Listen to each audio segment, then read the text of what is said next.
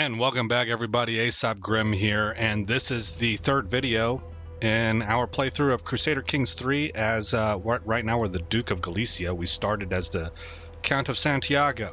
I have not recorded in a while. I'm recording this as a Friday. This is for you, your Monday video, and it's just because big events going on here in America, right? All week long, I've been watching news and stuff for the election. That's like my Super Bowl.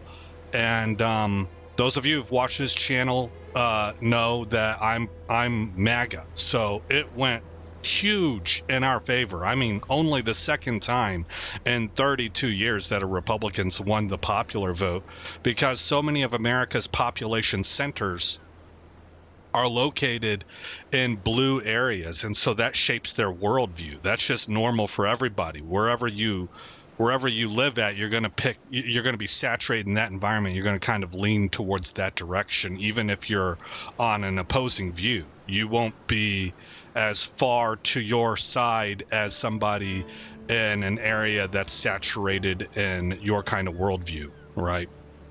So anyway, I'm big excited, but it also means that I haven't played in a while, so it always takes me a little while to get back in.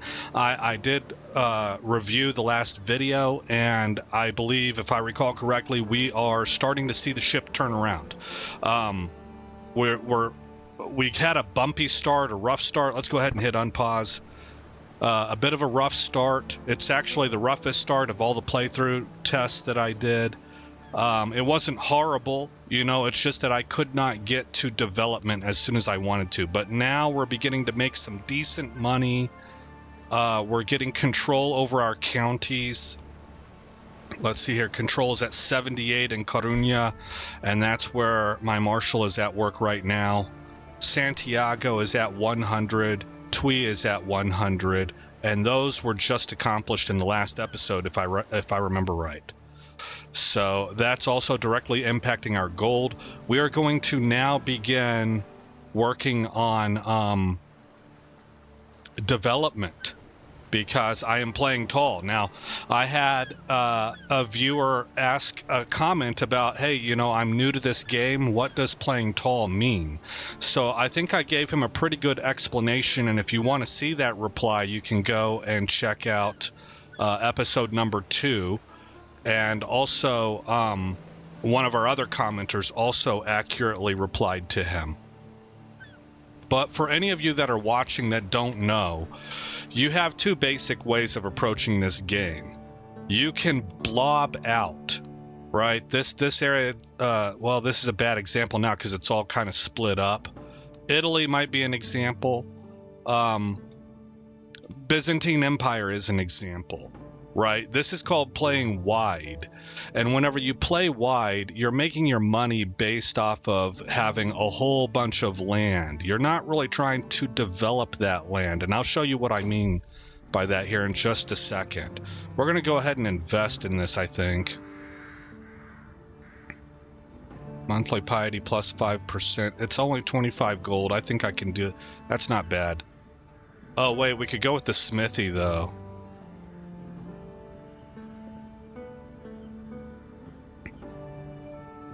It's going to reduce our army maintenance. You know what? We don't really have... Ooh, holding taxes plus 20%. So what else does... Holding taxes plus 10%. Invest in the smithy. Okay, good. We got a friend, and we got a couple good traits for the next 30 years. I will show you development here in just a second. But the way you're going to make your gold is you're going to get a lot of lands that you haven't really developed a lot, but every county is paying taxes to you, right? You're also going to hand out a lot of land for dukes to manage, and you're getting paid your taxes through the dukes. So that's how that works. Any kind of large nation or empire is, like if England forms, that's how it's going to be. These are lots of counties. Okay, playing tall, on the other hand. That's really what I'm aiming for, because I want to form Portugal, and that's really only going to be this area. We won't even go down to here. That's not de jure part of Portugal. Like de jure is another way of saying traditionally part of, right? We're going to take organized muster rolls. Levy reinforcement rate plus 100%. So you have relatively few lands, but what you do is you set your counselor, your steward, instead of gathering taxes, which is nice. I mean, look at that, plus 9.37% to your taxes. And you can stack that with other bonuses like your stewardship and things that you can get out of your talent trees and stuff. But instead of doing that, you go to development. And that's going to lower your building construction time and your holding construction time. So I guess there's a difference between a holding and a building. But most importantly, it increases your development growth. Now, think of this as like real world timeline. As people learned how to farm better, they increased their income because they increased efficiency, which increased production, right? They cultivated the land. They were able to clear swampland and marshes and make that usable. That's what development is. And so we're increasing development of our counties. Right now you can see this is Coruña is at a development of 6. Is it 6 all the way across? It should be. Yeah. This is the whole county of Coruña, and it's at a development of 6. My home county of Santiago is at a development of 9. And that will impact also the surrounding counties positively in its development because that's progress. That's the nature of progress, right? If this place down here were to discover the cotton gin, for example, let's just throw something out there that helped change the world, it's not very long before these surrounding counties will also pick it up, and they'll pick it up before people over here do. But people over here will also eventually get that tech because it's a game changer, right? Okay, let's pause and look at this. Arius comes of age. With his coming of age, my tuition of Arius is at an end. Always the curious and knowledge-hungry child, Arius has shown an affinity for scholarship from an early age. An avid learner, he has become quite the purveyor of knowledge and has proven himself fully capable of structuring advanced theoretical and theological arguments. Duchess Ermesinda's contributions towards Arius' education cannot go unmentioned. Her guidance has helped the child reach further than I could have alone. They grow up fast, and he has become an astute intellectual. Okay, let's pause the game. We will attend to Arius here in just a minute. We need to find him and a wife, and I want to take a look at his stats and stuff. But let's finish this discussion up first. The thing that I tend to focus on whenever... I put my counselor out here to increase development. And as I understand it, development is bar none the most important thing that you want to get going as a nation that's playing tall. It will ramp up your technology advancement a lot. Our tech tree is right here. We're working on public works, and you can see it's 27% of the way through, but what's it say up above that? Expected to be discovered in about 36 years. These things take a long time. Look at this one. 395 years. That's because I'm not focusing on it. That's why this one's down to 36 years. But even with you focusing on it, and you have to be the leader of your culture to do it, to be able to select what you're focusing on. But even with you focusing on it, it's going to take us more than 3 decades. It's closer to 4 decades than it is to 3, right? So these are long-term things, but as that development goes up, this gets faster and faster and faster, so that you get the snowball effect, and you can get way ahead. And to me, that's like actually picture perfect for Portugal, because they were the first ones to start deep sea navigating. I got caught between wanting to say navigating and navigation. So I pronounced it in a funny kind of accent. But they were the first ones to begin deep sea navigation.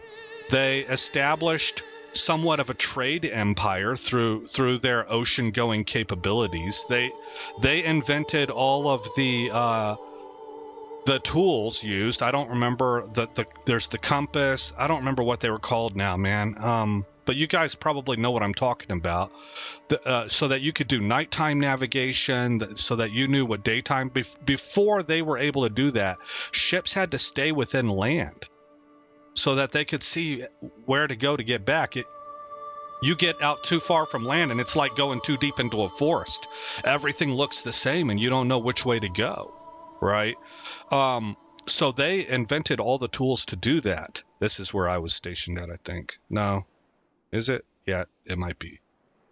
Anyway, that's an aside. So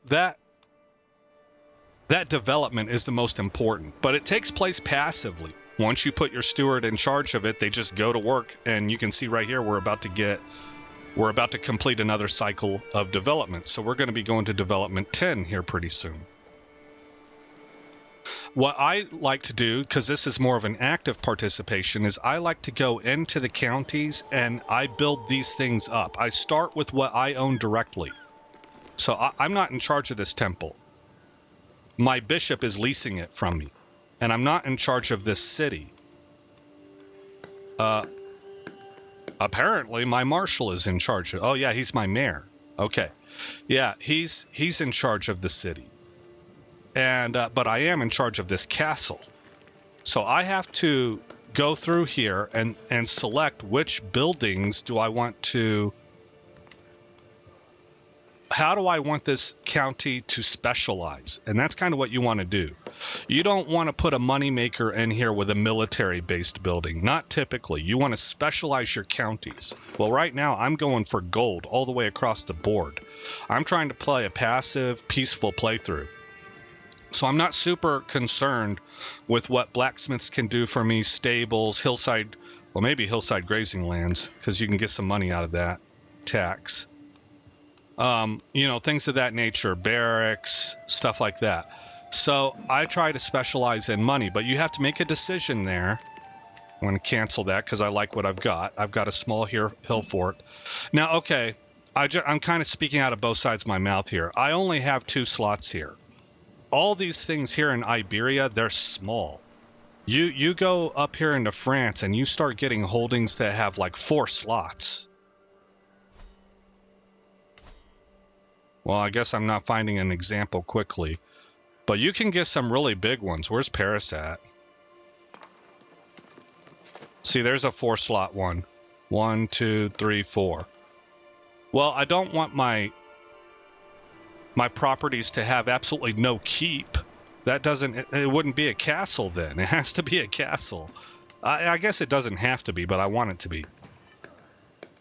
Okay, well, if you click on these, look, this one right here, this is going to help me with plague resistance, but it also gives me a pretty decent chunk of tax. 0.25 gold a month. But what happens when you get all the way up to level 8? 1.3 gold a month. Look at what I'm making right now, 5.5 from everything. And this one building, whenever it's fully maxed out, will give me 1.3 a month. And it'll give me plus 25 plague resistance, plus 6% stationed men-at-arms toughness, plus 0.8 piety per month, and plus 4% legitimacy a month. That's playing tall. You're developing all of your holdings to the highest level that you can get them to. Your development cap has something to do with that. So does your technology tree, what you have access to. And then once you have all your holdings done, you're going to go in and you're going to start upgrading your vassals' holdings too, because they won't really do it themselves typically. If they do, bonus. But normally you're going to have to go in, and you want to. And then, if you notice here, I have an empty spot here. I will build a city here. Now, we're Galicians, so we benefit from temples quite a bit. So that means in one of these other counties, rather than building an extra city, I'll probably build an extra temple just for the roleplay value and to see what that temple does for me that's different than other people, if I can. So I hope that gives a visual explanation of what I'm talking about. That's what playing tall is. It's a relatively, I mean, we could just take these counties right here and make ourselves into an absolute trade empire beast just with these 3 counties. Technically, you could change your government from feudal to republic, and now you're going to really rake in the money, you know. But we're going to form a relatively small nation. Portugal is not big, and we're going to build it up in all of its various holdings, max it out as much as possible. And from a small area that we can own most of the properties directly, that's another big part of it. We're going to make gold that competes with big places like France and England out of a much, much smaller geographical footprint. So there you go. That's the plan. Okay, let's move on to our son and heir, Arius, who has become an astute intellectual. That's +6 learning and plus 30% monthly learning to the lifestyle experience. Plus 30% experience to the monthly learning lifestyle. That's how I should phrase that. So he's a 7 in diplomacy, a 4 in martial. Look at, it'll tell you, diplomacy is ranked as poor. Martial is terrible. Stewardship is average at 10. Intrigue is average at 12. Learning is good at 15. And then he's got average prowess at 9. Keep in mind, he's only 16 years old. So this stuff goes up over time. Maybe not so much on its own. It'll be more whenever we take him over. And he'll get better. This is just a baseline to start from. And he got a maxed out education trait. So that's really good. Learning is what impacts how fast things develop in your development areas. So let's see if we can find him a spouse. I don't want to marry him to blood. I guess she's not blood. She's Basque. This is our sister-in-law. 20 years old. She comes from the house of Bierzo. Well, she's not bad stat-wise. We're probably going to go with her. I usually try to find somebody more closer to his age. This is not important. This is me doing role play, and I kind of like the idea of finding people that are of his culture. And as I get bigger, like right now we're just a duke, right? So as I get bigger, as I become a king and stuff, then maybe I start looking, I try to play it like history went, what I think is believable as history. So I try to start out local, and then I can start pretending like we have diplomatic ties elsewhere because we were amongst the rich and powerful, right? Our peer group expands. But most people will go through here and they'll look for traits, inheritable traits, like this one right here. Comely, physical trait, diplomacy +1, fertility +10%, attraction opinion +10, and it can be inherited. It can be inherited. So that's what they're looking for. They're looking for what's called congenital traits. That means it can be inherited. Comely is an example of one that I would allow myself to pick because you can see physical beauty, right? But if you find one like an intellectual-based trait, even though you can see when people are smart, I think that I find it hard to believe that a royal would marry a lowborn because she's smart. They wouldn't do that. They would marry amongst each other. And also, the further away you get, so if there's somebody who's smart up here in Wessex, what are the chances that I can really be sure of that? How many trips to Wessex am I going to make, or how many trips is she going to make down here so that I can get to know her over a local, right? So I just consider it unlikely that we would know about things like that. But a lot of people do it because they're doing what's called eugenics. They're trying to make their bloodline really, really good. And the game allows you to kind of know this about people, even though in real life you probably wouldn't be able to pick that out, right? Look, so I can't really find any other examples, but let's just go ahead for the sake, because I've spent so much time explaining. Let's just go with Patruina. Oh, they're related. Oh, it's going to be on his mom's bloodline. Yeah, we're not going to do that. Never mind. I'm so sorry. We're not. So we're looking at relevance. There's really not Bavarian is the closest one. That's actually pretty good stat-wise. No congenital traits, but it's just hard for me to imagine we would know people out there. But I have gotten more relaxed on this simply because of the fact that it takes me forever and a day. Let me show you one other thing that we could do. We can go down here to this tool, and we can go find character, and we can narrow this down a lot more. Like, I think top realm would be a good way to narrow it down to people of your own culture. We would say we don't care if they're a ruler or not. In fact, if they are a ruler, that would be better. Government, we don't really care about. Vassal stance, we do. Well, actually, if I found a 14-year-old girl, I would betroth them. So we can look at children. We do want them to be female, of course. Marital status has to be unmarried, of course. And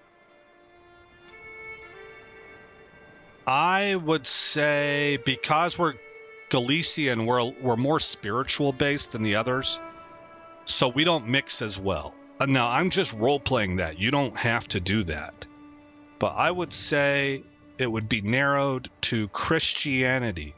Normally, I think it would be narrowed to Catholicism, but in Iberia, you have a little bit more openness right now because of what phase we're in.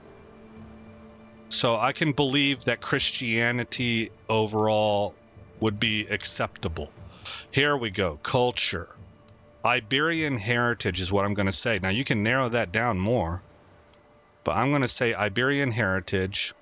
You can even pick a certain dynasty. Okay, so here's all of our females. And here's a 16-year-old, but see, she's low-born. Do I have a way to make them noble? Vassal stance. You might think, for some of you that are new to the game, sexuality would play a role because you want to have kids. So what happens if you marry somebody gay? The game has it set up where, like, you do your duty. You'll still have kids. You'll have like 3 kids. It's not a showstopper. Okay, I guess we're gonna have to go with this.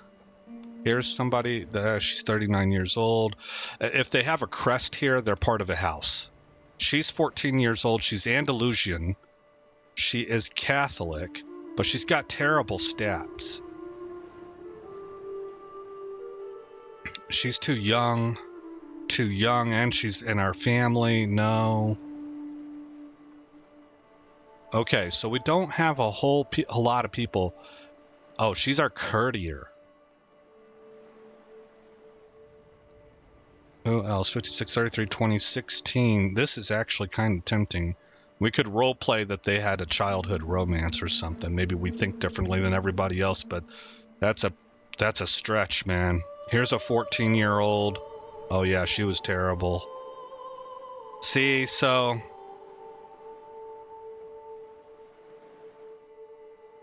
21. Yeah, so I'm not going to limit myself then. So, but I wanted to show you that that's how you can do it. You can use that tool. Once again, it's right here, find character. Or you can just go here and click this and pick from an automatically curated list, which is what I'm going to go ahead and do. And I'm going to, even though it's like a pet peeve of mine, that's why I'm kind of struggling with this. I don't like to do this, but I'm going to go ahead and pick somebody that's actually kind of a long ways away. Bavaria is over here in Germany. I mean, that's quite a distance, you know. But okay, I guess we met her at some party. You know, I don't know. Maybe there's a list that we can go to that these people all keep of available royalty daughters to pick wives from. You know, I don't know how we would explain this, but we're going to take her. She's got decent stats. What do we have here? Diligent, zealous, and patient, and she is Catholic. So these are traits that could get passed on to kids if she tutors them. But we'll go ahead and do that. She's, how old was she? 20? Yeah. All right, send proposal. There we go. So a lot of this episode has really been more explanation and less gameplay. I apologize to those of you that might be tedious for, but we won't do that really often. I just felt like these were big parts of the game that it helps to explain them to people. Alliance formed with Baron Ruprecht of Nogent. Okay. So they've accepted. And here she is in our court. She is pretty. She doesn't have it as a trait. Oh, look. She's homosexual, right? So you'll be able to see what I was talking about. They'll have kids. They will. So she doesn't have the trait beautiful, but physically, it's likely that the heirs they produce will look good. Because I've actually modified this in previous versions of Crusader Kings before. I know how the game works it. Each one of these characters has a string code that describes what kind of chin. There's like 12 chins to pick from, 14 noses, different kinds of eyes, what color they are, stuff like that. They all have these string codes that list these attributes of them, and when they have a kid, they get a random amount, 50% from the mom, 50% from the dad. And that's why your family looks similar throughout the ages. It's flipping cool. I think that's really neat. Okay. The peasants in the county of Santiago are in a good mood. The harvest is bountiful, the roads are safe, and the village elders are telling nonsensical stories of cows producing honey-laden milk and geese laying golden eggs. Yo, this is kind of how I feel right now. I'm on cloud nine, man. It's pure euphoria for me. I'm super happy. The peasants are praising me for their fortune and have sent a delegation carrying gifts. Well, what we're going to do is we want the peasants to roll that back into themselves. Do the county reinvestment. We're going to get development growth plus 10% and popular opinion plus 10. I tend to do this even if I'm not focusing on growth because I have a really strong belief on keeping your basically constituency. These guys, so in this case, it's peasants because we're a feudal society, but keep them happy. Keep them happy.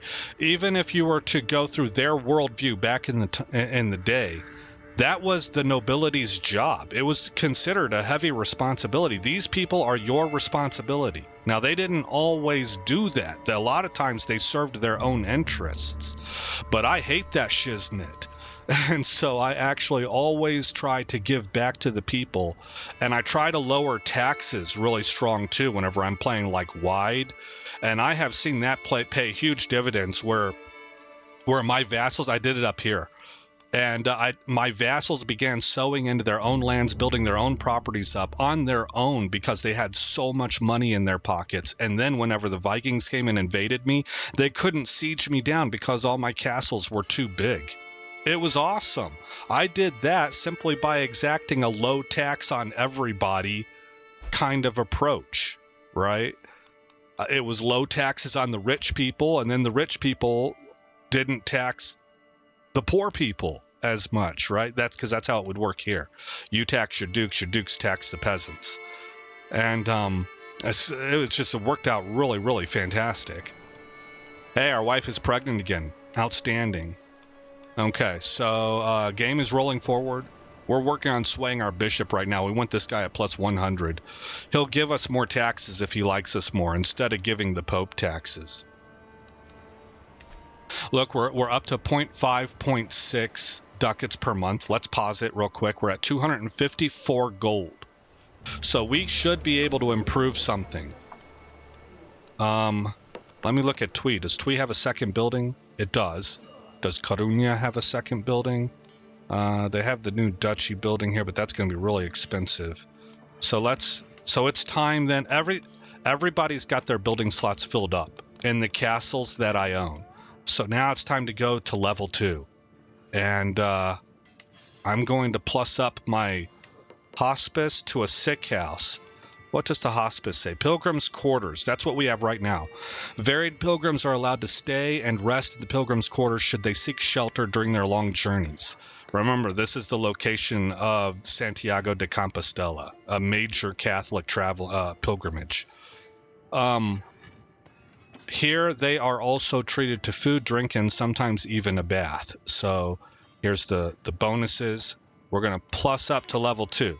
So that brings us to 0.4 ducats per month, or gold, plus 7 plague resistance, and 0.2 piety per month. It's now a sick house. A modest sick house has been built here to keep the foul air of the ill away from the healthy and to provide a quiet place of healing for the infirm. So it's both a hospital and a way of quarantining so that the spread of plague is reduced. That's what's causing that plague resistance to go up. It's going to cost us 237 gold, and it'll be done in 17 months. Bam. Okay. Unpause. For those of you that are new to the game, the thing I love about this game is it will always it's the replayability. If you will stick with it and give it time, you don't even have to know how to play that well. You just have to survive. If you will give it time and let your dynasty grow out several generations, it will build a story for you. And every story will be a little bit different. It'll be unique. And you can play anywhere in the world you want, but I'm telling you, you could restart right here as the same guy and get a different story. So it's very neat, but just the fact that you could play anywhere, you can play as an emperor, you can play as a count. Now, apparently, if you have the DLC, one of my users was telling me about this. I keep trying to think of what his name is. I think it's Extreme Bra. Was telling me that the new DLC lets you even play as an unlanded individual, and you can work yourself up to becoming landed, I assume. So there's just all kinds of options. Hey, we're up to plus 90 now, so that last sway action worked. We have increased control. That means that our income should go up next month. We're at 5.7 now. We have had a daughter. We're going to name her something else. I like to give them unique names. Sabella's good. I just went with this option here, a good Galician name. We're going to click this and accept, hit pause. All of my girls, because we live in a society that doesn't really utilize women out of certain spots. Some places, women can even be a marshal. I've always thought that was a little bit unusual, but it's not like it's unheard of in history. I mean, we got somebody over here named Joan of Arc, right? But most of these places, they might be able to be your spy master, but that's about it. So what I tend to do is I give the biggest use for your daughters. This is going to sound real cruel, but it's the best way to explain it. They are diplomacy chits. They're like diplomacy tokens. You use them to marry to people that will forge strong alliances with you through marriage. How you do that, how coldly you do that is up to you. You could marry her to a 68-year-old tyrant up here in the bitter cold of the north, right? Or right here, if you wanted to. Maybe he's the king of Alba, right? I always have a hard time doing that. I think that's cruel. So I try to find people of nobility that are around her age that also bring some benefit to the house, to the family as a whole through a good alliance. And I'll put them wherever I can find them. I tend to try to stay here in mainland Europe and the Iberian Peninsula. But because of that, I always go learning education. I feel like that's their best role too, that they raise children, they help in a whole slew of things that you can pick from with your court. And I think that learning does a tremendous job of preparing them for that. I don't even know if that's true mechanically speaking. That's more like a role play thing for me. I just imagine it being that way. So what I do is I do not typically educate my daughters. I save those slots for my sons. I put them under their mom. So there we go.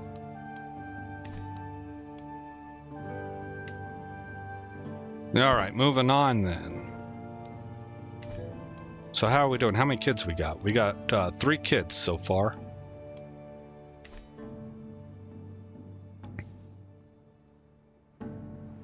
Making 5.7 ducats a month. The month just flipped and I didn't see an increase, so 5.7 it is. But it is kind of steadily going up. We're working on development here. A little bit less than halfway through. We can click here and look at how that progress is going here for building, and we got 11 months left. And it's October of 882, so we're heading towards Christmas.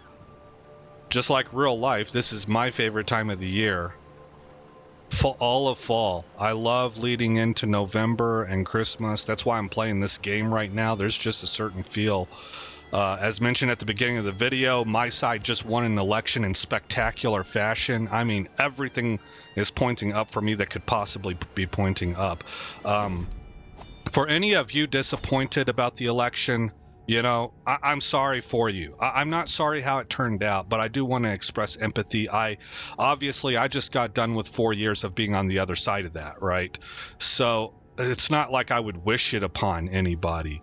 But for me, man, everything is pointing up, like my entire life. I'm enjoying this game. I love this time of year. We're headed towards Thanksgiving and Christmas. We're going to summon the physician.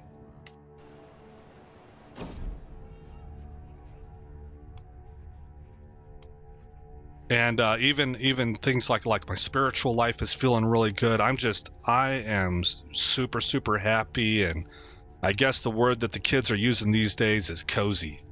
It's feeling real cozy right now. The dim, flickering light of Sancho's infirmary illuminates the scenes as the physician lays out a plan of attack. I have a number of observations regarding cold humor flu, chiefly the way patients are racked with a bloody cough like I've never seen before. The plague does not appear to be too severe, and it is my recommendation as a professional that we take a light approach to prevent the spread. Gosh, I wish Fauci had done this. After all, we do not wish to hurt the economy. That's like the opposite of what Fauci wanted to do. Ultimately, the exact strategy for preventing the spread of this plague is mine to make. I'm going to agree with him. I almost always go with a soft approach is best.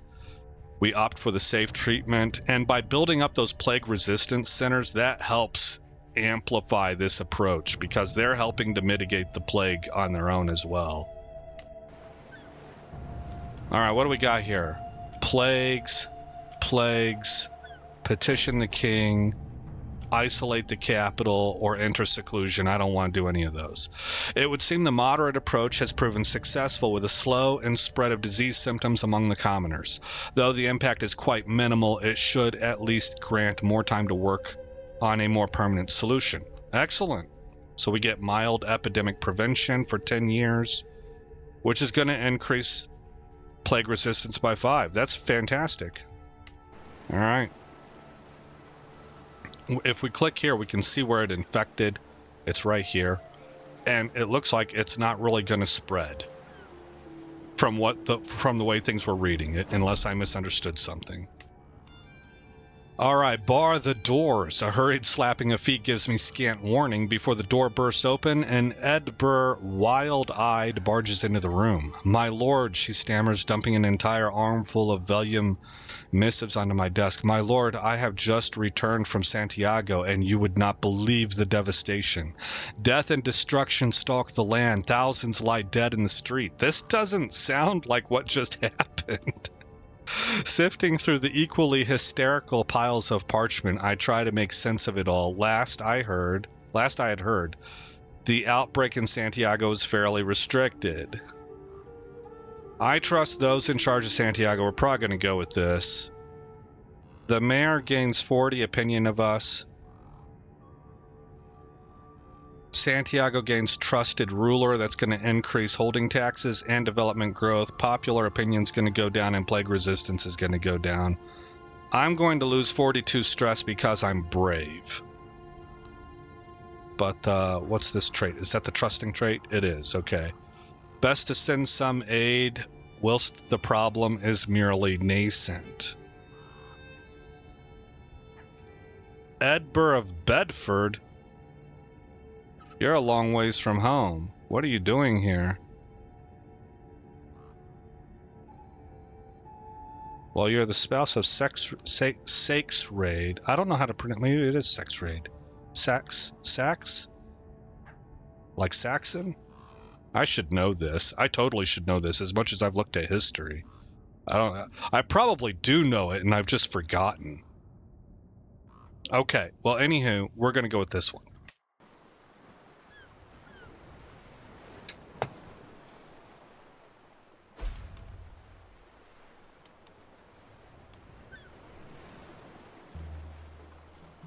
Guys, I'm sorry, I had to mute the mic.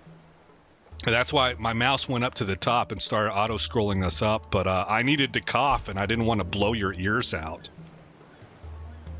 Oh, the cold humor did spread. Let's go back to this. Yeah, it's all through here.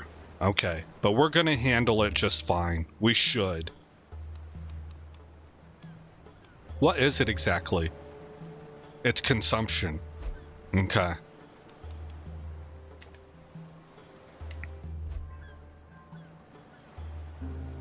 That might affect our building speed.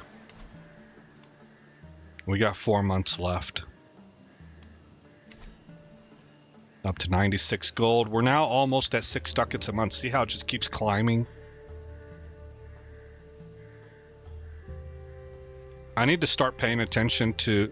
I think this is because of the development of our land. See that domain? I believe that's the one that's been cranking up. At the very top there, domain, and then you have vassal taxes and church holdings.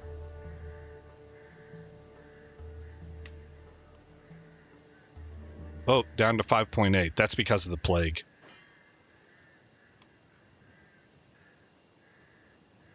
Usually you don't have a decrease if you haven't hired any extra people.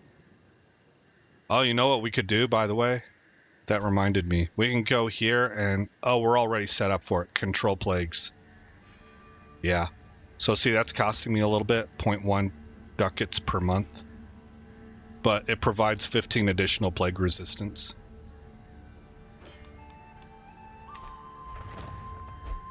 Hey, we just built the sick house, so that's going to increase plague resistance, and it pushes us up to plus 6.1 ducats per month. So see how this game's called a grand strategy. See how everything kind of connects? Think of this as like the gears inside a clock. The little gears to medium gears to big gears, everything kind of affects everything else.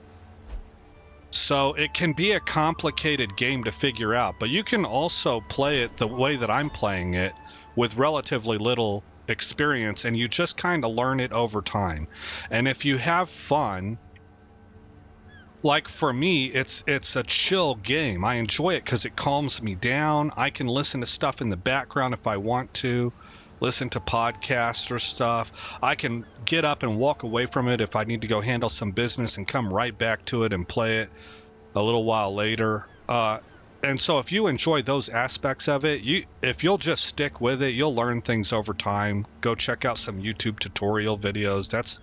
That's how I learned it. We'll take popular figurehead plus 50 popular opinion. That's nice. That's nice. Hey, Duke of Mira lost a war. Did he lose any counties? Hey, what do we got going on? Swear oath of true friend. Oh, hold on. We got multiple things going on. My court tutor, Vermudo, known for his interest in venery. Is this wine? No, this is deers. Hunting deer. Brings rumor of beasts spotted in my realm. Fantastic. We're going to hit interesting. We'll gain game sighting in County of Astorga for 3 years. That means if we go hunting in the County of Astorga, we get some extra bonuses for that. Okay. My father-in-law. Yes, this is my father-in-law. Wants to become best friends, I guess. Yeah, best friend. So we each, because of how Iberian culture overall works, we're each going to get a strong hook on each other. So I'll hit accept. So we gained a hook. Now, look, here's something interesting.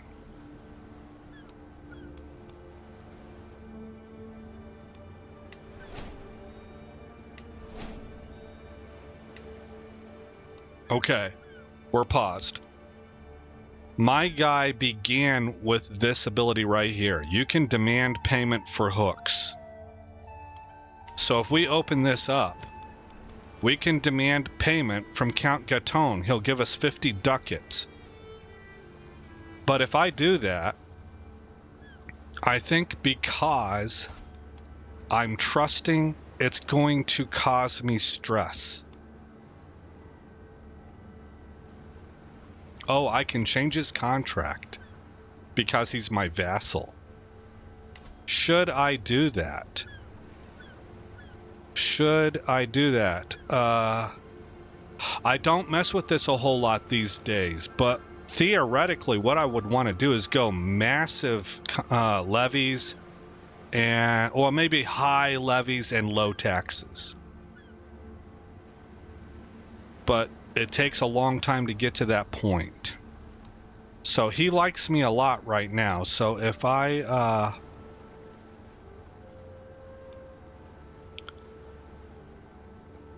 well, you know what? I'm playing passively. I don't see a need to do any of this. But you have a bunch of options here. I probably, if I knew the game better, I would probably be making use of this. It would be smart. What's a Castellan do? Reduced taxes, increased levies. So that's kind of an automatic thing. Army gold maintenance is reduced. Controlled territory defender advantage is increased. Levy size goes up. Garrison size goes up. Honestly, I kind of like the idea of this. Does it upset him at all? It doesn't look like it upsets him.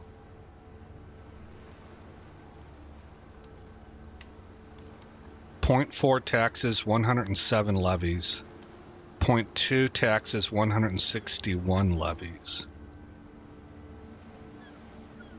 Because my own personally held properties are going to provide most of my gold. I need troops for defense. We don't really need it all that much because we're playing passively, but if we get a war of aggression declared on us, looks like I don't have to use the hook because he's amenable to it. Let's try that. Okay, now I'm going to pick here. It doesn't tell me anything about gaining stress. So we'll look at him first. He's at plus 100. What does this mean? Intimidated by your dreadful reputation. Wow. Fearing you, he is less likely to oppose you directly. Oh, looks like our mother-in-law died. So let's do this. He paid me 50 gold, and it looks like I didn't suffer anything at all for it. Cannot be used again for 5 years. Well, that's fine. So that's free gold. Oh, there it is. You gained 75 stress. Because I abused our friendship. Okay. Fine. That is fine. What we shall do now is come over here to decisions, or maybe it's activities. Yeah. We're going to go on a hunt. It'll cost me 90 gold, which I can afford. We're going to use regular hunt. And we're going to go into Santiago, where that special... Was it Santiago? Oh, wait a minute. This one's offering a lot of bonuses. We're going to go here. Let me look at this other stuff. Stag. 3, 2, and 1. I think this was the same. Yeah, so we'll go here. And start the hunt. Oh, it is during a plague, too. That's probably not a good look. I don't think in the game it will matter. It doesn't really chart that.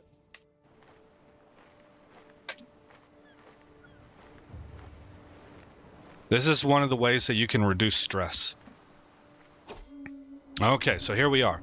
As we await the arrival of the rest of the guests, my servants can get started on the preparations. The gamekeepers check the highlands each day for signs of quarry, while establishing a camp closer to the hunting grounds. Those deer are close. I can feel it. Okay, soon.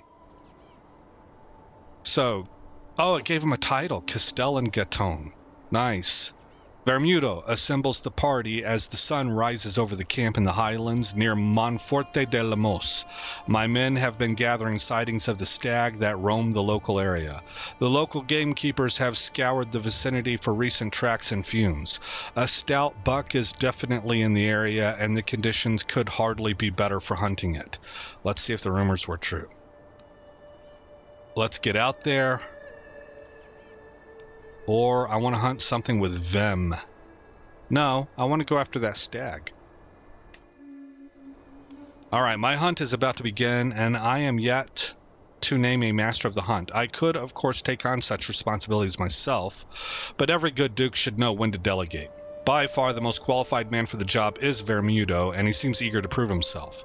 However, my friend Sancho would make as suitable and dependable candidate as I could ask for.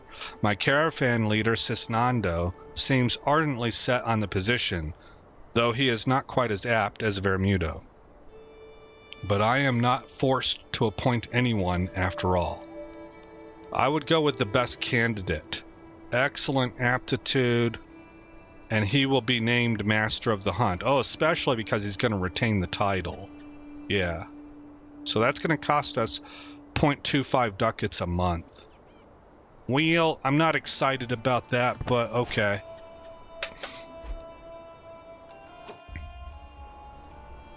My personal physician, Sancho, has dismounted to squat in the gravel, carefully examining a lily flower. He appears to have lost all interest in the hunt. Duke, look at all the useful herbs and flowers here. This one can soothe aches. This one aids a broken tibia. This one wards off bloody flux. Get back on your horse. I don't think so. I don't want this one either.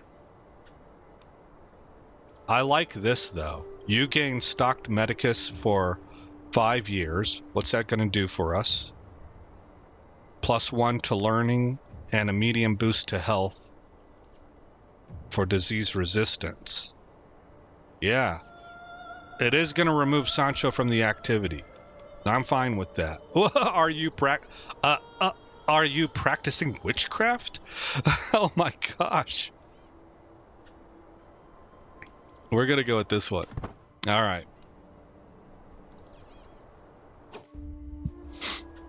Poachers here in the Castellan's Highland. They huddled together as I ride up with my guards, making a poor job of hiding the dead stag behind them. Hey, we were just hunting that.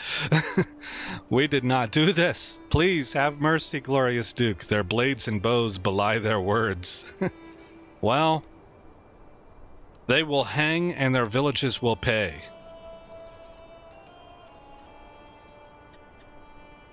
Legally speaking, this is the right thing to do. The thing is the law righteous? Is the law itself righteous, right? But that's me judging from another time period. That's, I think, called anachronistic.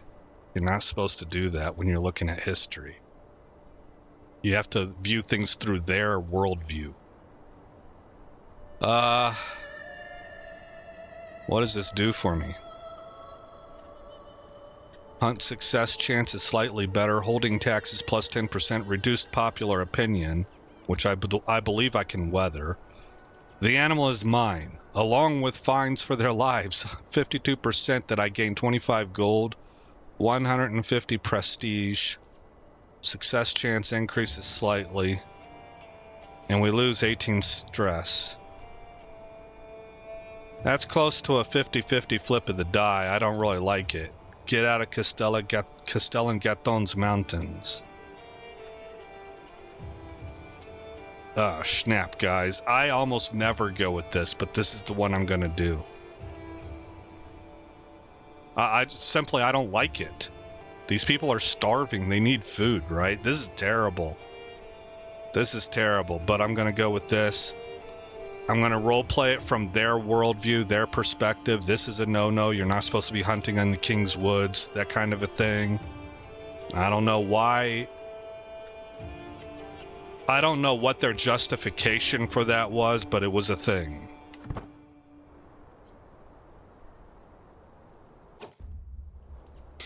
My huntsmen say they know the place of the beast's covert. I guess that's his home, his hideaway.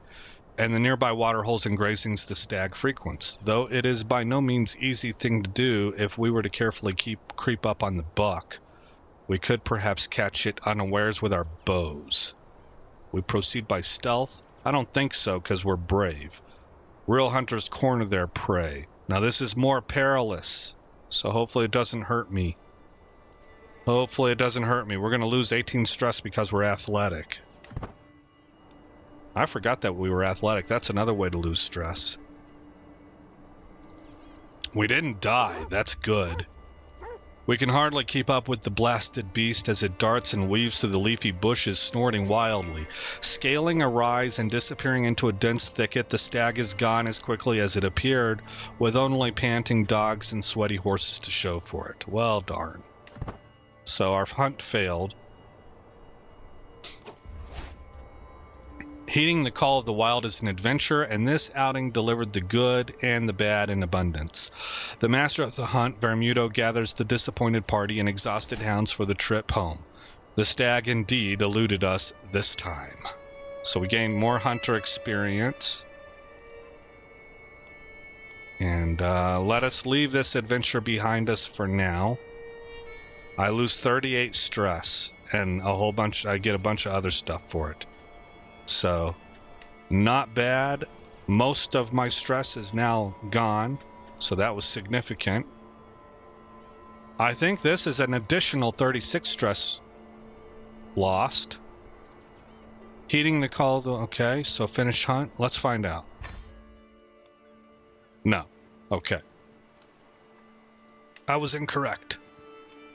We're back up to 137 gold.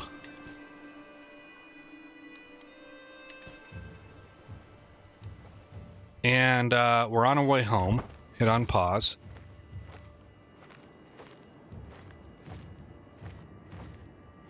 That's not enough money to do another upgrade yet. So our next upgrade will come in next episode. At long last, I am finally home. There is nothing better than arriving back in Santiago after a long journey. I look forward to resting for some time, but the call of the road beckons ever onward. My caravan master, Cisnando, reports that we have journeyed for 83 days and traversed 5 baronies. Thank God I can go inside again. Oh, and our bishop is at plus 100, so we can move our sway scheme on to... You always want to have your spy master at 100 so that they don't plot against you. Elo is sick. Severe penalty. She might die. She might die. I hope not. She's a good spy master. Let's see what things look like with the plague. I think it's starting to go back because I think it was here in Santiago. I might be wrong. Maybe Santiago's plague resistance is what has kept it safe the entire time. Maybe it was here in Tui. Because it seemed like we had a continuous border, right? But we'll see. That should go away relatively quickly. I'm hopeful for it.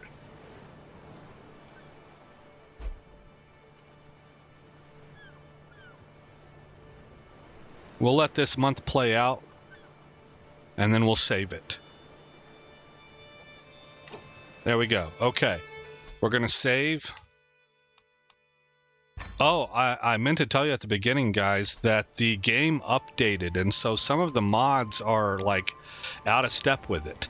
I minimally modded this game, so I don't anticipate that being an issue going forward. It wasn't an issue here, but just keep in mind that's kind of a constant threat of like corrupting our save file and stuff. So hopefully, you know, fingers crossed, as we play this game through the months of November and December, everything will be okay, you know? So anyway, again, I'm Aesop Grimm. Thank you for coming by the channel. I hope you liked what you saw. More importantly, I hope all is well in your neck of the woods. For those of you that are, I don't know, there seems to be a spectrum. Those of you that are disappointed all the way to absolutely terrified for your lives, which I